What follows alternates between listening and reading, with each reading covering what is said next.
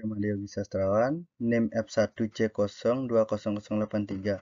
Sini saya akan mempresentasikan tentang analisa pengaruh variasi bentuk pada lama pembakaran briket bonggol jagung, di mana bentuk heksagon, kubus, dan balok.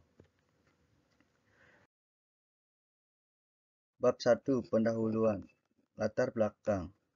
Yang kedua, rumusan masalah. Yang ketiga, tujuan penelitian. Yang keempat, batasan masalah. Yang kelima, manfaat penelitian. Yang keenam, tempat penelitian. Baik, sekarang latar belakang. Daerah Lombok menghasilkan jagung antara lain yaitu untuk Lombok Barat diprediksi mencapai 25.216 ton, Lombok Tengah sekitar 59.600 ton, Lombok Timur sekitar 116.492 ton, kemudian Lombok Utara sekitar 35.570 ton, dan Kota Mataram sekitar 100 ton. Rumusan masalah. Sebesar berapa pengaruh variasi bentuk terhadap waktu suatu proses pembakaran briket bonggol jagung?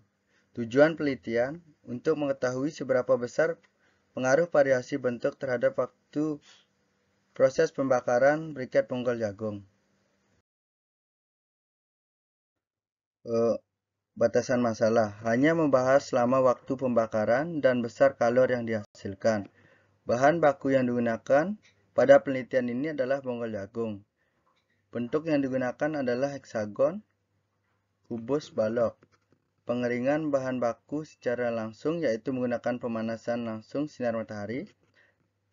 Tidak membahas kandungan karbon maupun unsur kimia lainnya yang terkandung pada bonggol jagung.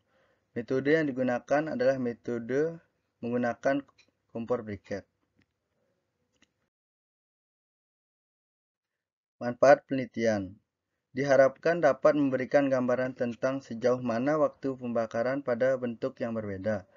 Waktu pembakaran dan besar kalori yang dihasilkan dari variasi bentuk briket dapat diketahui oleh banyak kalangan masyarakat. Manfaat bonggol jagung yang biasanya hanya digunakan sebagai pupuk organik menjadi bahan yang lebih berguna dan bernilai ekonomis. Dapat digunakan sebagai bahan acuan atau referensi pengkajian lebih lanjut untuk menemukan lama pembakaran dan sumber-sumber energi alternatif.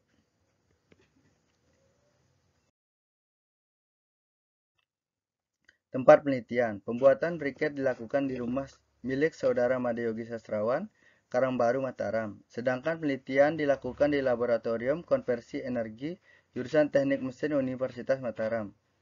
Hipotesa, bentuk heksagon memiliki pembakaran yang lebih lama dan kalori yang dihasilkan lebih besar dibandingkan dengan bentuk yang lainnya seperti balok dan kubus, sehingga lebih optimal dalam lama pembakaran dan kalori yang dihasilkan lebih besar.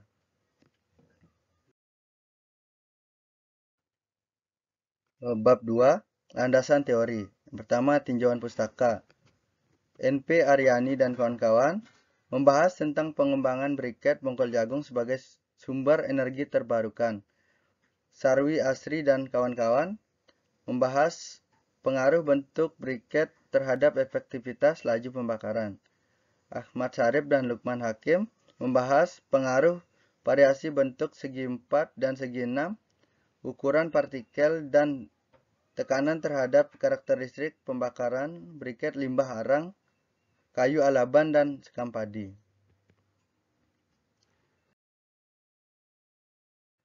Landasan teori.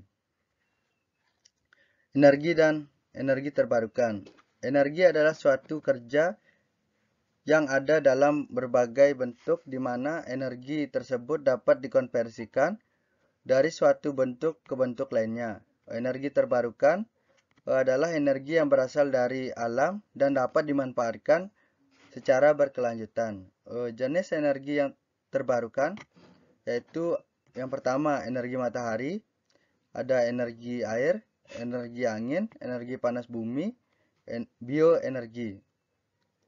Lalu biomasa. Biomasa merupakan energi yang berasal dari sumber daya alam yang terdapat diperbaharui dari bahan organik yang terkandung dalam tanaman yang dihasilkan dari proses fotosintesis. Yang lalu ada briket. Briket adalah bahan bakar yang potensial dan dapat diandalkan untuk rumah tangga maupun industri. Lalu ada alat briket. Alat pembuat briket ada 3 tipe. Yang pertama tipe ulir, yang kedua tipe stamping, yang ketiga tipe hidrolik.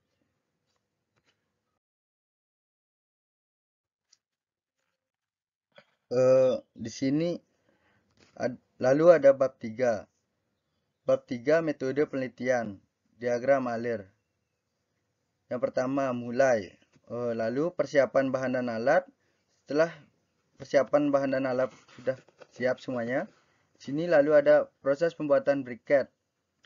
Yang pertama proses pembuatan briket itu ada pengarangan bonggol jagung, penghalusan arang, penepungan dan pencampuran adonan, penyetakan briket arang, pengeringan briket arang bonggol jagung.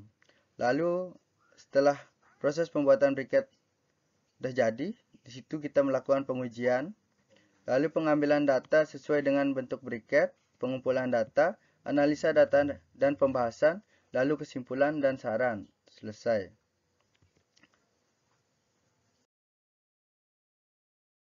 Alat dan bahan. Bahan yang digunakan yaitu bonggol jagung, perekat dari tepung sagu atau tapioka, dan air.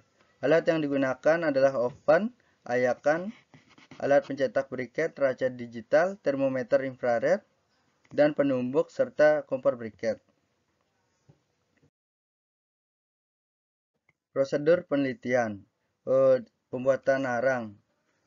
Pembuatan arang ini kita melakukan pengarangan yaitu dengan cara membakar bonggol jagung seperti biasa pembuatan arang hingga menjadi arang. Lalu pembuatan briket arang. Yang pertama, setelah pengarangan tersebut sudah jadi, kita melakukan penghalusan arang. Lalu penepungan dan pencampuran adonan arang. Lalu pencetakan briket arang. Setelah kita mencetak sesuai bentuk yang diinginkan, kita mengeringkan briket arang tersebut dengan menggunakan sinar matahari. Setelah kering dan layak dipakai, kita melakukan pengujian dengan kompor briket atau kompor pembakaran briket, dan kita mengumpulkan data dari pembuatan briket tersebut. Kita mengumpulkan data hasil pembakaran, lalu kesimpulan dan saran. Sekian dari presentasi saya. Jika ada salah kata dimaafkan. Sekian dan terima kasih.